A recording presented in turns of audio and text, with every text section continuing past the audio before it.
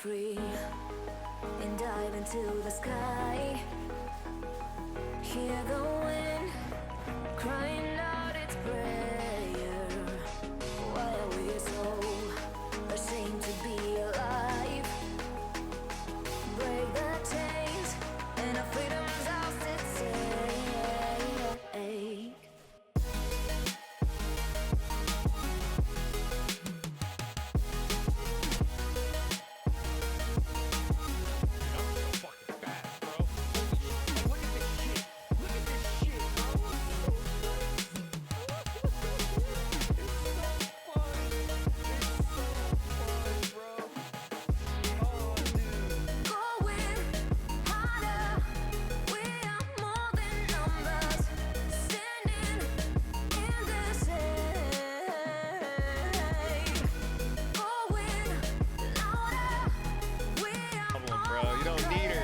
You don't need her.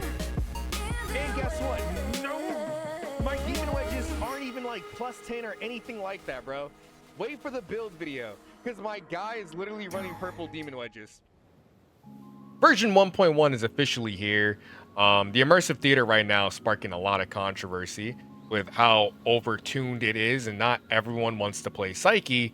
So here we are. We got this lovely character, Outsider. Now, Outsider is a character who I wanted to build for like the longest time. Going back to my Rebecca video at the start of DNA, I mentioned how amazing Outsider is and everything like that, and how you guys should stay in tuned. But I stopped actually caring to go and focus on him because of just my disdain for how much the devs are focusing on Psyche.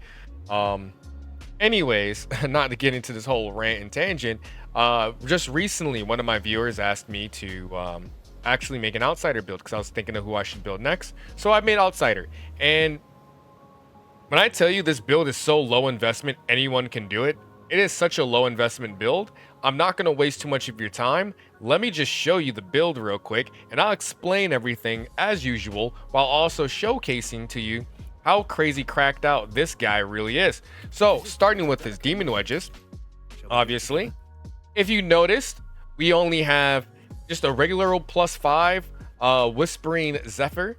Now this, trust me when I tell you, when I say like it's mainly all purple demon wedges, it's mainly all purple demon wedges. There's not a single like +10 here, right? Like this +5, you can just slap on a gold one and copy my build. Okay, we're starting with Prime Resolve. Resolve, obviously, he really wants a lot of Resolve. So we got the Typhon mod here. Unfortunately, it's a little bit RNG. You kind of got to go out of your way to go get that. Whispering Zephyr, we're just using this for more skill damage. When you do pop your ability, which you are going to be spamming his abilities quite a lot, you are going to make use of that 84% skill damage. And funny enough, the duration of it actually lasts with the amount of duration that I actually have on my build, right? Going over to Midnight Sun, again, purple variation. Purple, it's only going to give us 12% skill duration and only 18% skill damage. So the amount of power you're seeing in this video, like the 4.7 million damage I'm doing with my katana and everything like that, like this is all at just a baseline, just no +10s or anything like that. Like this guy's cracked, right? We are going to run dual on our build. Now, if you want to run around and mob inside the immersive theater, you can actually take this off and you can put something on like trapped. I personally use dual. I'm not going to lie to you. Throughout this whole video, I never even bothered putting trapped on. I just went in there raw dogging it with dual. So there's moments in which I am just DPSing those mobs in like Act 14, Act 13, etc. And it's just like, it's just straight no diffing the mobs, even without the full benefits of dual. So keep that in mind when you do decide to copy this build. We are going to run Gleaming Dual Pistols. Again, I'm using Gleaming Dual Pistols because I got Eskras Duos on and everything like that. So my companions are also going to be running the dual pistols. If you don't want to use the dual pistols, you can use my other suggestion for like something like if you want to use Resolve with the melee weapon, you can use Gleaming Scythe, right? The Gleaming Spear or Gleaming Scythe, whatever it's called. If you use that one will let you use Wayne Wraith, or even you can skip Wayne's Wraith and you can use Psyche's melee, which was like the Alpines, a Bold or something like that. I forgot what it's called, but her melee is actually really good. We did some damage testing with that, and that's actually really, really insane. he likes that a lot too. So you can mess around. He just likes any melee weapon. Just throw in any weapon that you essentially want for him, whether it be your melees, whatever the case may be, but just make sure you got enough to satisfy your companion so you can get the full buff of the damage dealt increase that you are going to want. Next, we got Blaze Volition. Now, this one is slightly upgraded. I had a slightly upgraded Blaze Volition for my Truffle, because Truffle, you want to get over 220% skill damage, so she actually spams her E skill and heals you and applies like those big buffs, allowing you to do double damage. So I do have this one upgrade. Next, we have another Blaze Volition, again, for more attack percent, more skill damage, pretty self-explanatory. And then I have another Blaze Volition on. You're probably wondering, why don't you have Blaze Resolve? I could do Resolve, but I figured why not just go for skill damage? More Resolve, sure. He gives himself so much Resolve, I didn't think I really needed it, to be honest. So I just went for the extra skill damage to increase everything else that we're going to be doing. And then I did go farm the new set. This was actually really easy to farm. It was super quick. Didn't take me long at all. It took me like less than like 5 minutes to like honestly get. So yeah, and as you can see, it's only +5. There's no +6, +7s. I probably am not even going to go out of my way to go do it. I don't really care too much for the NMO set, but that's our outsider here. His skill levels, again, you can ignore the level 6. You can ignore this buff entirely. This doesn't do anything for him. Although you're going to be spamming this ability quite a lot, it's honestly not that important. I'll be honest. So if you want to save your memento coins and all that stuff like that and your weeklies, you can. It's not too important, because when we're like using his ability, when we're bossing, even when I'm mobbing, I'm not invisible to like run around. This is only good if you're going to run around a lot to make sense of like his I4. Well, like if you're not doing that, then who cares, right? Like you could just legit just spam E the whole time, get the instant stacks, then pop your Q. That's it. So next, the buff, we are going to get this up to as high as possible. This is only level 8, so everyone can do this pretty easily. You are going to max out the attack boost here, obviously, so just get this up, I guess, to level 6, and you can just ignore it, so you can get this maxed out. Let me just clarify that really quickly. And then the passive, this is also important too. I do recommend actually upgrading this to level 8. I didn't bother like upgrading this because I really don't care. I don't use him as a AI companion. He doesn't really do anything as an AI companion. There's no reason, right? So I just ignore this. It's like a dead stat. So there you go. Level 8 talents for the passive and just for the ult. And then Introns, we did I6 him. Now I'm gonna keep it a stack with you guys. I don't think his I6 is crazy important. Like, if you don't have his I6, it's not the end of the world. He's really easy to farm, and I'll still get it. It's still 20% damage increase. And if you're doing, like, the sheer amount of damage that I'm doing, 20% is still a lot, and technically, but it's still nothing crazy when you think about other characters and how big their buffs are or how much their kit changes around I6. So, it is 20% damage, but that 20% damage, obviously, like, if you're doing, like, you know, millions and millions of damage, then the 20% seems like a lot added into it, but I digress. You know what I mean? It's not like the end of the world, realistically, if you don't have an I6. His cons, he's just naturally this strong, so you should be able to get him up and running pretty early to help you blow through the immersive theater with my build. Still, I just recommend at the very least, if you have a hard time grabbing secret letter clues at the lower trial ranks, I will have a video also uploaded talking about my secret letter clue farm too, by the way. The I2 is really important, helps speeds up the DPS, and then I would probably stop realistically around the I5, because obviously that just lets you do more of your damage boost with your ability. But again, I3 minimum. I'll say I3 minimum. That's it. Everything else, the rest, you know, you can slowly start working on if you need like that little extra boost, because I4 isn't really doing anything for you other than movement speed. And then this is actually really fun for the Miyabi lovers out there. In fact, in the immersive theater clip I'm gonna showcase, I actually nerfed my damage intentionally during the live stream to run around with the Miyabi build, and I'm not gonna lie, I was tacking so fast that it was actually messing up my clears because I just couldn't process where I was at half the time. Like, it's really, really, really fun, right? So I am gonna throw that out there. If you do want to have some crazy fun, the I4 is fun with the Miyabi build set up on my katana. And then Predator's Prowess again, like I said, like this is all just self-explanatory. So skipping off this, not gonna beat a dead horse there. I am still using my shiny Broboxy. As you can see here, I still only have a purple Fierce because Fierce dodges me. So I'm missing out on another like 8% more damage that I can't wait to get at some point, which is going to be huge at some point. But there's that.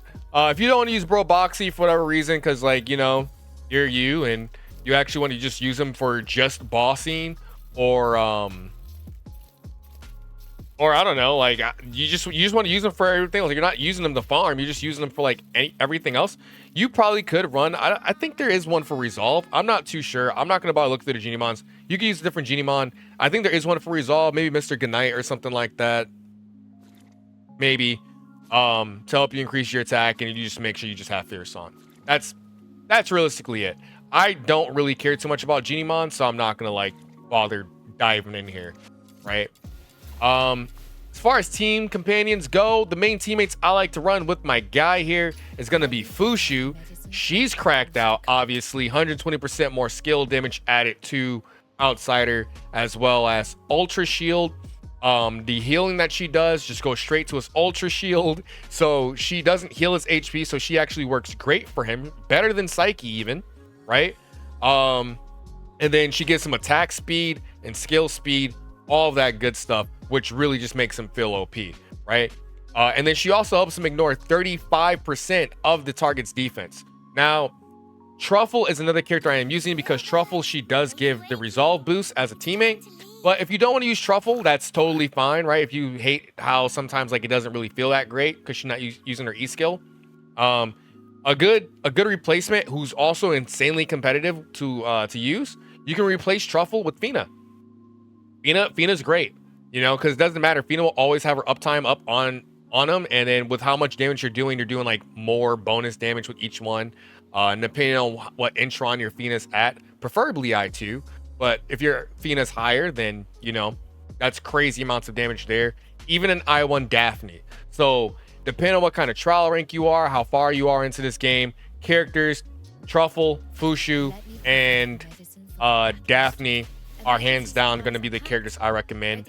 Worst case scenario, if you don't have Fushu and stuff, you need a replacement for Fushu right now because you're having a hard time doing immersive theater, then you're going to use someone like Tabitha. Tabitha will give you that skill damage increase, as well as a little bit of attack increase as well. Go watch my other videos to see the builds on those characters to not waste your time here. Okay. So hopefully that helps. And if you really like the video, if you like this build, please, man, drop a like and subscribe. The reason why I'm not talking about too much of the melee weapons is because literally all of these weapons are cracked, bro. Actually, weapons. Let's talk about weapons. For Outsiders weapons, we're actually going to use the Momoji Teki here. You can use pretty much any melee weapon. I'm going to showcase all of my melees. But for the most part, the Momoji Teki build, really fun build here inside the clip. We are using the Miyabi build inside the video you're going to be watching, but I'm just going to showcase my other builds too. This is how we hit the 4.7 million damage, right? So we got Edge here. We're going to run Edge. We're going to run Focus for more crit chance because he also gives more crit chance, allowing us to over crit. Then we have Impetus Focus. We have Crescent Flurry. We have Rage Trammel. We have more Rage to build up our crit damage. More importantly, we don't really care for the trigger. We just mainly care for the crit damage there because we're going to be over critting. So that's going to be boosting this up to like over 1,000% crit damage and just doing more damage as a whole, especially with the Resolve, which is crazy. And then we have Impetus, right? And we're going to get Celerity. If you're wondering why I'm saying we're going to get over crit, it's because he has crit actually built into his Introns. And I think also somewhere in his skills. I could be wrong about the skills part, but I know somewhere in his kit, whether it be Introns or whatnot, he gets more crit. Anyways, ignoring that, that's going to be the bossing build setup if you just want more extra raw damage. Next, for the Miyabi build, for people who want to go vroom vroom and you want to just fly across the room sometimes, right? If you kill an enemy with brutality, impetus, and all that stuff like that, edge, crescent flurry, fervor, and stuff, this is just going to essentially just let you just move really, really, really fast with Outsider. Like, he's going to be just zooming, right? With this 35% movement speed. It's kind of like it snap buffs. I don't know how it works. Technically it's supposed to happen when he's in stealth, but he still kind of has it after. Like, I was just zooming, right? So when defeating an enemy, You gain one more attack speed. Really nice on him because his resolve is just insane. And then the movement speed increase here whenever you kill an enemy. You know, you get another 20% on top of your 35%. So you're getting like a 55% movement speed increase. And it just feels so nice, especially when you're attacking really fast. Some other fun, notable melees. I was using the daggers. I actually kind of like these daggers on him, believe it or not. These are actually really competitive. This video is going to be kind of longer talking about all the fun weapons on him. People don't like the Exiled Fang, but the Exiled Fang on him does actually feel good. Not as good because there is a real so the issue with it, right, is for some reason the daggers actually heal his actual HP, and the healing is supposed to go to his ultra shield. Many people probably already knew this. However, it still isn't that bad because with my build and the sheer amount of damage that I do, these daggers absolutely bleed the enemy. Now, I would probably kill enemies a lot faster if I smelt 5 this.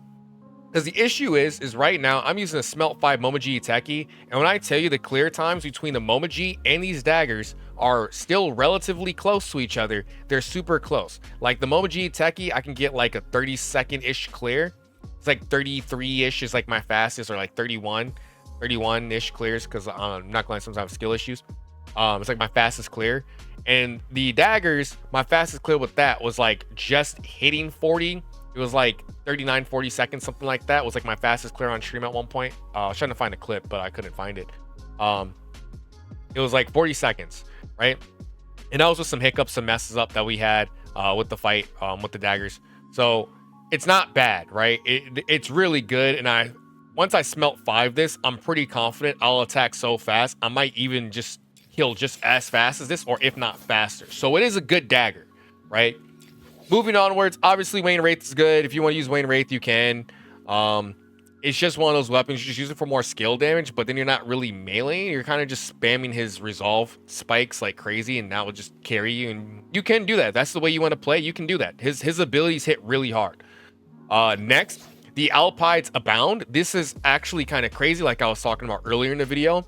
The resolve gain from this is only like smelt 0. And at smelt 0, again, this makes him just absolutely bleed through enemies with his abilities, while also giving him competitive melee damage too, to where like the melee won't carry you or kill as fast as like the Momoji or the daggers, but it still feel really good at just mobbing through the enemies and getting all the different buffs and stuff like that. You'll still have a cakewalk there, but whenever you're like popping your resolve again, popping your ult and your E skill, you'll just notice everything just getting absolutely annihilated, right? So if you want to have more of like that hybrid flowy feel between the abilities and stuff like that, because you kind of want to just like be more mechanical, this is a good option for you.